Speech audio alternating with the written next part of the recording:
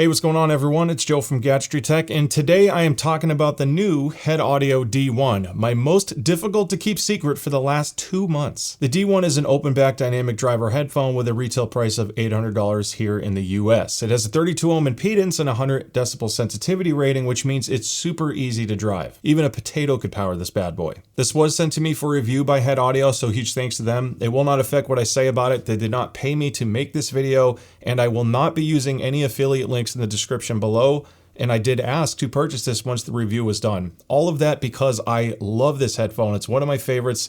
Obviously that's a spoiler of what's to come, but I just wanted to be as transparent as possible. Now, HEDD Audio is known in the music production space quite a bit because they make some pretty stellar monitors. They have a huge variety of speakers, both in size and price, and then they obviously have some headphones that preceded this for a higher price. I reviewed the Headphone 2 and the 2 GT last year, I believe, or at least earlier this year. It's kind of a blur. Those are flagship, more expensive, very technical headphones, and I will make a couple loose comparisons to it later in this review. The D1 is kind of a departure in a few ways because this is the first headphone that they've made that uses a dynamic driver, and it's also the first headphone that's retailing under $1,000. So they're addressing a couple different areas. Like other HEDD Audio products, you still get a 5-year warranty with the D1, and all the parts here are user serviceable, so it makes it easy from a long-term ownership standpoint as well. One of the things that makes the D1 special is the driver, and this is called a TPCD driver. It is a thin-ply carbon diaphragm made from composite sound in Sweden. There's always these common terms used in the audiophile space, especially when it comes to driver materials, about low distortion, high rigidity, very light, etc. That's obviously the goal when you step into more exotic premium driver materials such as this.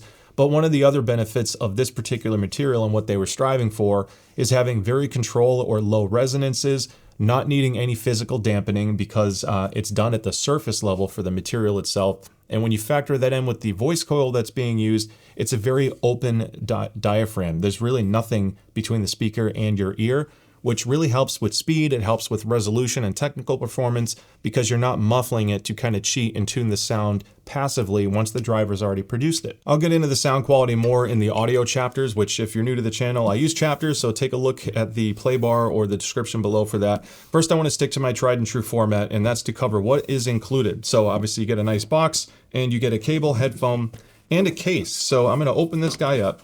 It's a pretty cool presentation. You have a warning telling you not to plug this into a speaker amp, which you don't need to anyway. I already mentioned how efficient this is, but it comes with a nice little case here. I'm going to open that up.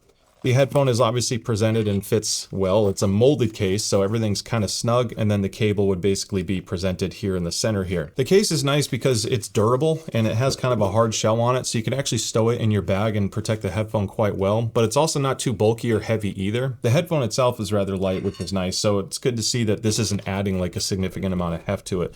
Now the cable. This is a single-ended cable only. There's no balance cable included in the box. They do sell a more expensive balance cable that's typically bundled or at least an optional purchase with the headphone and headphone 2 headphones that they sell. This being a more basic, or I should say less expensive headphone, doesn't come with the same premium accessories. They are working on a more affordable balanced cable. However, this is using dual 3.5. So you could literally, you might already have cables at your house and you want to use those anyway. And I'm pleased to say that these are TS sleeved. So you can pretty much use any headphone cable you want. TS is kind of nice because there's a huge aftermarket support for these, and the terminals are not greatly recessed. It's such a minimal indent that most cables should work just fine. Most cables I've used have had, let me make sure I'm doing the right side.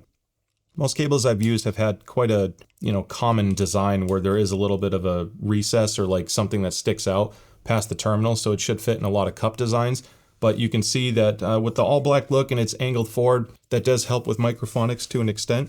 I didn't really have any issues with microphonics. Anytime you have this material, it's likely going to have some, but it's kind of minimal because these cups aren't that big and they're angled forward. So the cable's already kind of pushed forward off my shoulder. And because they're light, they're not heavily pressing against my shirt fabric. You're going to get mixed results with this. There is some microphonics where a rubber cable typically wouldn't have that issue, but the flexibility is nice, as is the length. It's kind of a good balance of giving you some wiggle room, but not so long where if you're sitting at the desk, you have to necessarily replace it with a much shorter cable. Taking a look at the chassis, the design to me is fantastic, but looks are obviously very subjective. This is a very understated headphone, and one thing I really like about it is when I wear it, if I'm on a meeting or like a conference call during the day, it doesn't look too over the top. It's a really clean design on the chassis, and I like that it's monochromatic. Now I'm going to focus on the headband because this is going to be, I think, the only real criticism that I could have. Now, I know that this fits me well, but I also know that this isn't going to fit everyone well because it's a little bit more narrow and this padding is a little bit more stiff. Now, I got a pre-production unit and I thought the pad was attached via Velcro. So the curiosity got the best of me. I started trying to peel this off and you can see there's a little bit of glue here that had dried. That's just me not knowing that it would do that, but I don't want you to think that if you see a gap here, that's how it's going to ship. I was told that, I was warned in advance that my headphone pad might not be as aligned as a production unit because it was the pre-production stuff. So they've addressed that, but naturally with any review in my unit compared to production, maybe keep an eye on it for what people are actually receiving. I just want to call out what I see. I didn't mind the padding on this. There's a nice detent right here, so it relieves pressure. However, because this is a little bit more stiff and it's wide, which is good, when you size it, you really want to size this evenly. And I know that sounds like an obvious thing to say, but sometimes people will size something and it'll be like this, and you put it on and you still think it fits fine. When you have this design, if the sizing isn't really like perfectly symmetrical, you feel a little bit more pressure on one side. This doesn't really hide that like a suspension strap would. So it could be considered a positive because it's guaranteeing that your sizing is great and your positioning is, consistent from left to right. But that is something I've noticed. Now, the padding feel, because this headphone is so light and the clamp force is modest, it's a decent clamp, but when you factor in the pad comfort with this, it's not squeezing my head so much that it's uncomfortable, and the pad material is super breathable. I can wear this headphone all day.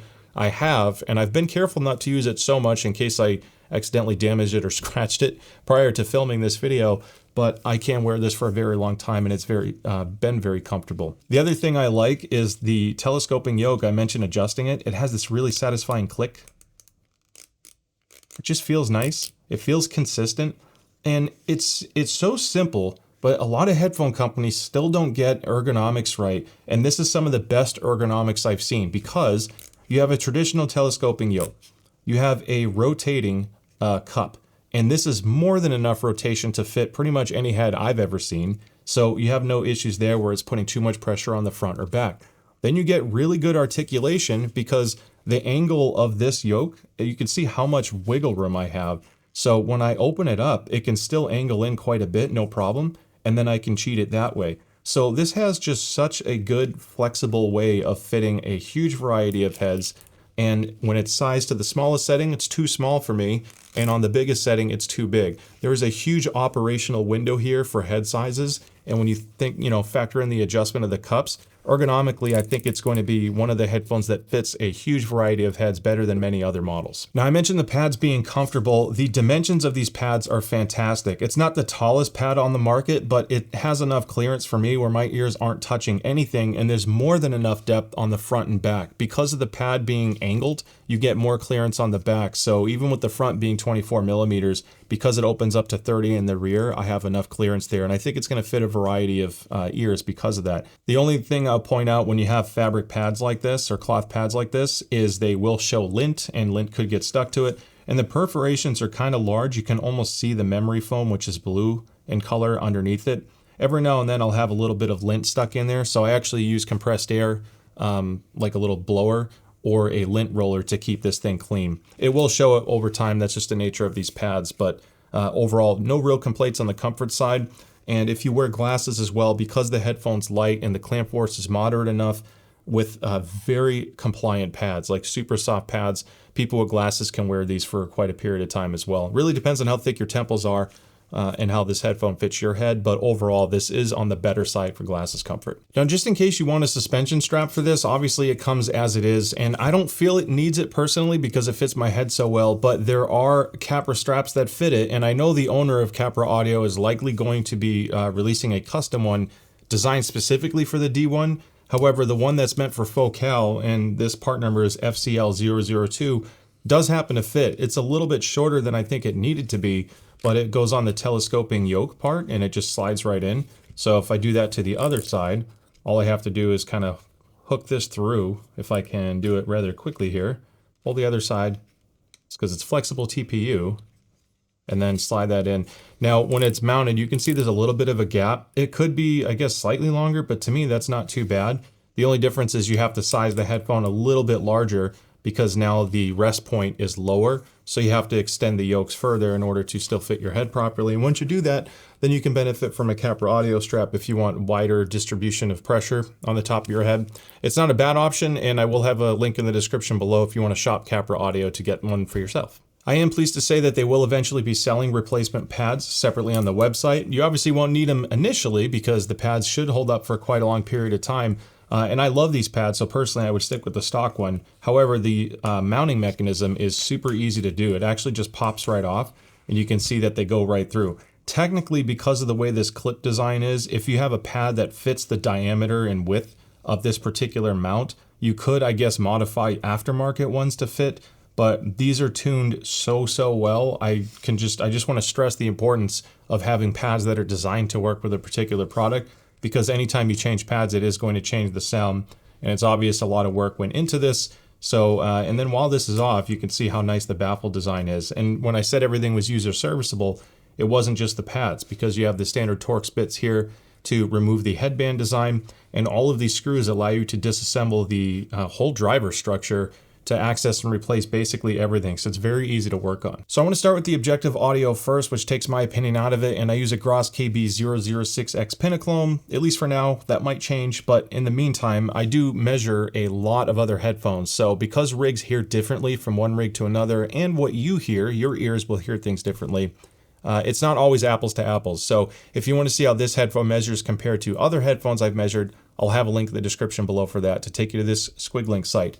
Having said all that, looking at the frequency response and how it measures on my rig, this is fantastic, like seriously good measurements, because keep in mind, this is an open back dynamic headphone that has sub bass, like a decent amount. You're only talking 1 or 2 decibels of roll off down to 20 hertz, which is an exceptional frequency response for any headphone. There is a slight touch of warmth in the mid bass to low mids, and it's not too strong, but it's enough to add a little bit of weight to everything, so it doesn't sound like too thin or anemic. And it's also not changing the fundamentals of stuff either, so things still sound very natural in the bass department, but I think just this faint touch adds just such a nice presence to everything you hear, whether it's pianos, vocals, or even guitars. It's really nicely done. The mid-range tuning is fantastic. I mean, you can see how this measures, and I'm going to show you the Sennheiser 6XX here in a moment by comparison, but there is this ever so slight lift at 1000 hertz. It's super faint, and this is just compared to downward tilt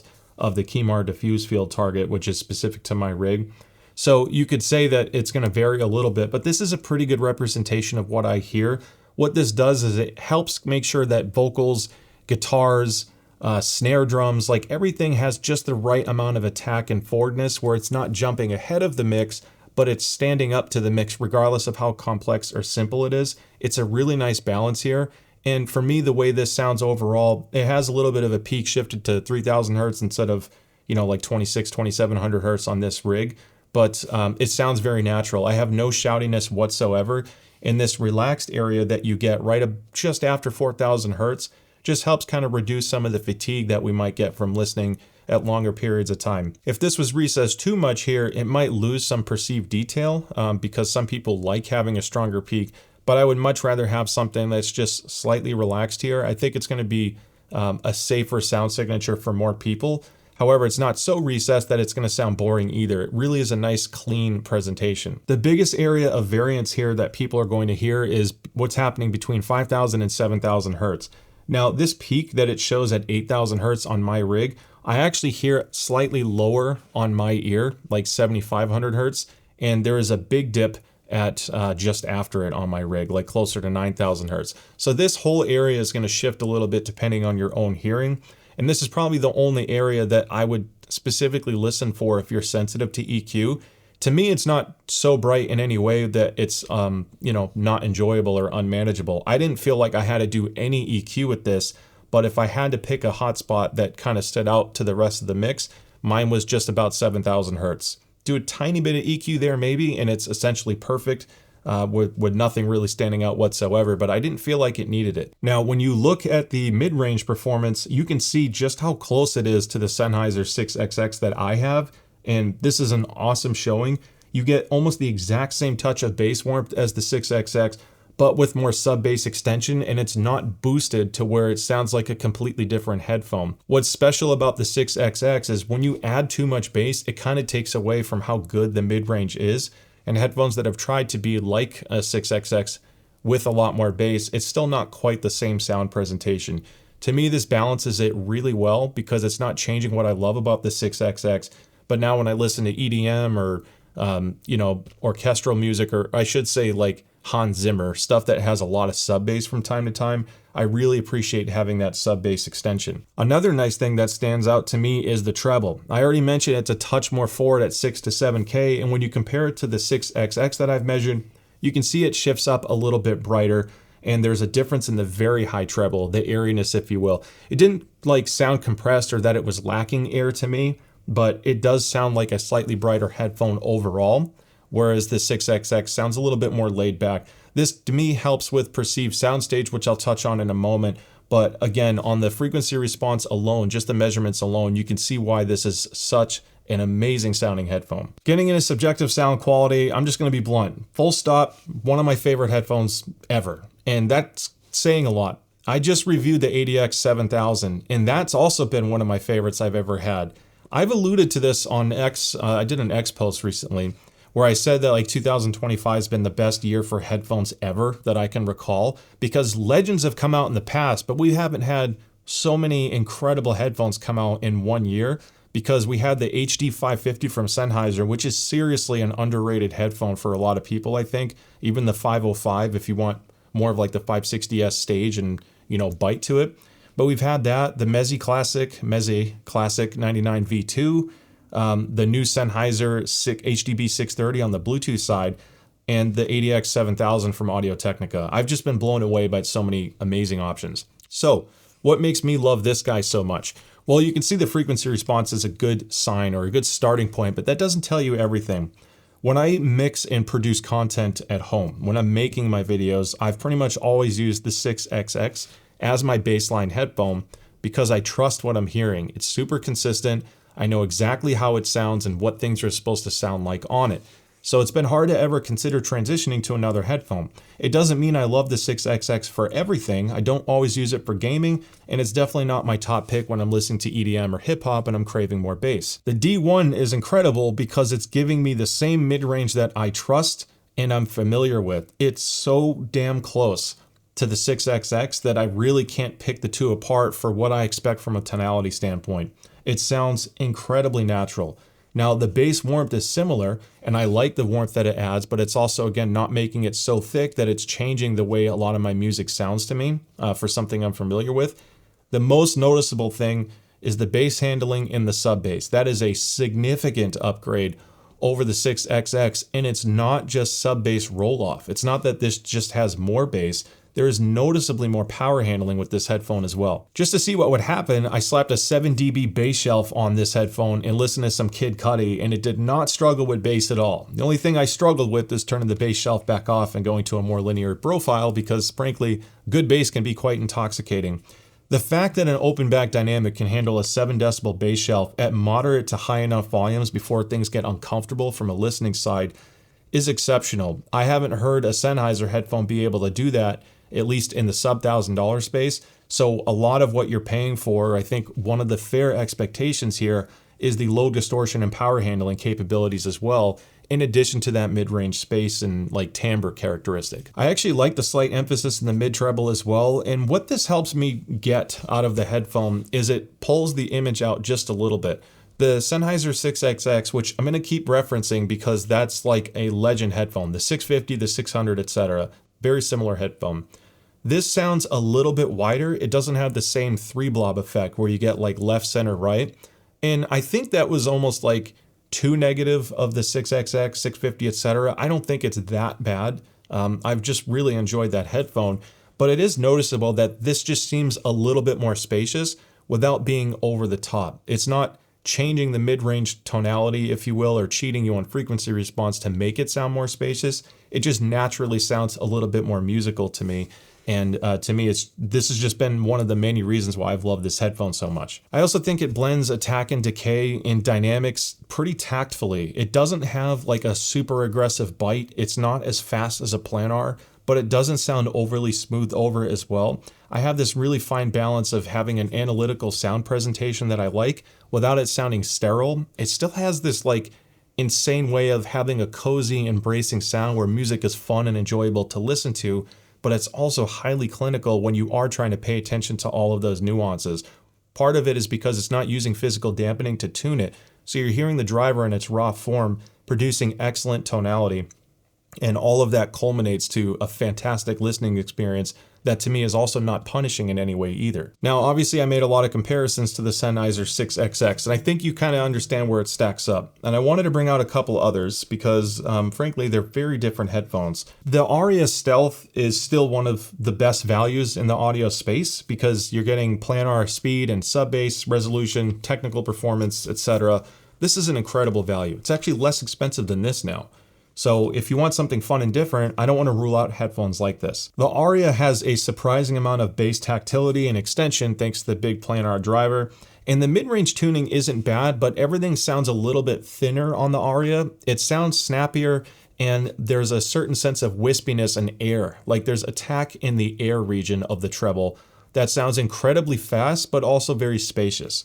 This sounds a little bit more coherent and centered. I get a much tighter image presentation, whereas the Aria just loves to pull everything apart and spread out in your virtual audio space when you're listening to music. This isn't bad in any way. I actually like the Aria a lot, both the Stealth and the Organic. I didn't bring them all out. Organic has more aggressive treble tuning, believe it or not, but a little bit more of a bass shelf to go with it. So I think the Aria Stealth is a really fun, comparable headphone with very different properties. If I had to pick one just for listening to all my music, especially when it came to rock or anything with acoustics, I would much rather listen to the D1 personally. If you're craving stage and airiness up top and you want a lot of sub-bass extension, because this is linear, you can boost the hell out of this too, and it's going to handle quite a lot. So it's a pretty fun headphone. It just almost can come across as too sharp or clinical depending on what you're listening to. Now, when it comes to clinical, I want to talk about the HEDDphone 2. Now, I asked to purchase one of these. This is the 2, not the 2 GT. The 2 GT is tuned a little bit more to my personal preference from what I typically want from a headphone, but what made me really like the 2 is that it was tuned differently than a lot of stuff I own. It has a much more linear bass response. The mid-range is not as forward as some other headphones, and there's just a certain way that it presents sound that more closely sounds like I'm listening to speakers. There aren't many headphones that sound like a speaker-like presentation. You have the HEDD Audio-HEDDs, and to me, the HEDDphone 2. And those are the closest to that type of presentation. And it's a fun headphone. It sounds more analytical. It sounds a little bit more sterile, but also very clean. And to me, I think that the D1 is just more engaging and fun to listen to. If I want a different presentation, this still has its own unique traits. And in terms of technicality and resolution and detail retrieval, this is using an AMT driver, and it's just exceptional in that department. It's just a matter of what you're looking for a headphone. This obviously has a very different design on the chassis, a lot more adjustments, multiple straps inside to change the clamp force and positioning of the headphone. So it's a larger, heavier headphone. I don't think it's something that you would easily wield around every single day. But one thing that's really cool I want to show you is HEDD Audio is known for the AMT driver. It's a different way of producing sound. And when you look at that and then you look at the side cup on the D1, you can see a similar design here. This is not an AMT driver. It is a dynamic. That is just a cosmetic change or cosmetic piece that they put behind the magnet structure to kind of pay homage to what they're known for their signature look. So I kind of like that they had that little attention to detail. I'll be straight, because this is so light, easy to put on, and I love the way the bass sounds of this. The mid-range tonality is, again, more accurate. I would see myself dailying this and using it more frequently, a lot more than the 2, just because it's a more approachable usability, both in sound, comfort, etc. Now, when it comes to gaming performance, the D1 is exceptional. I think it's fair to say that based off everything I've said so far, you would expect good gaming performance, and you're right to think that. It's for a few reasons. One, it's easy to drive, which means you don't have to get a $1,000 amp DAC to power this thing. You can get a $200 amp DAC or plug this directly into a controller. And thanks to the 32 ohm impedance and high sensitivity, you can still get very loud volumes.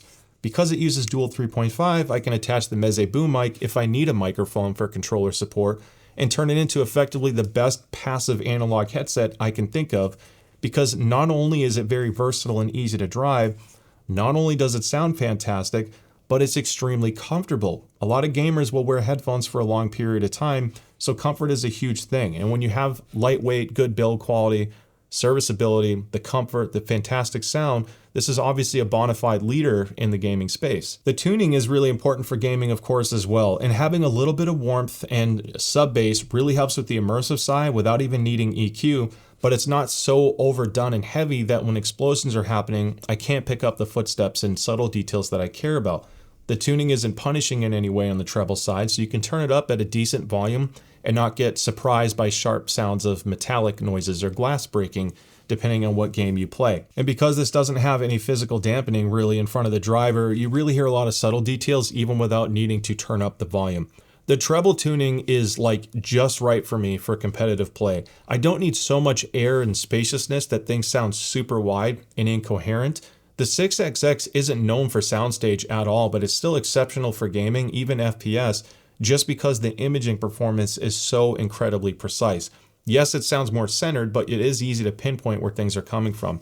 This still has that preciseness that I want, but it adds a little bit of space to it. It's tastefully done, where I feel like I'm actually getting more in the world that I'm trying to play in, because I get the sense of expansiveness that I want, but it's still extremely easy and very coherent at pinpointing exactly what I want to hear. So that is the fine juggling act that the D1's pulled off really well. Which leads me to final thoughts. And I opened with this originally. I think this is one of the best sub $1,000 headphone purchases, period. And depending on how you value things, this might be one of the best values at any price point, or at least close to it. It's just an exceptional headphone, and I've liked it so much. That's why I'm not using any affiliate links or special purchase links in the description below. It's really rare when you have a headphone that meets so much criteria: being easy to drive and not requiring expensive equipment to enjoy it, being extremely comfortable, being well made, having a 5-year warranty, being user serviceable, using non-proprietary plugs so you can use any cable you want, having great power handling and low distortion for those who crave bass, but even if it's stock form, you're getting a very neutral, very accurate, true to the sound performance without sounding sterile either. It doesn't sound boring, but it can still sound accurate. It's just juggled so many things so well that this is 100% going to be my main headphone that I use very frequently. It's basically my new benchmark for all headphones going forward, simply because of how many things they executed at this price. So with that being said, thank you so much for making it to the end. I hope I got you excited about the D1, because I sure as hell am excited about this guy. If you like the content and you haven't subscribed yet, don't forget to hit that like and subscribe button so I can see you in some future videos. Thank you so much for watching and making it to the end. Stay safe, and I'll see you next time. Bye.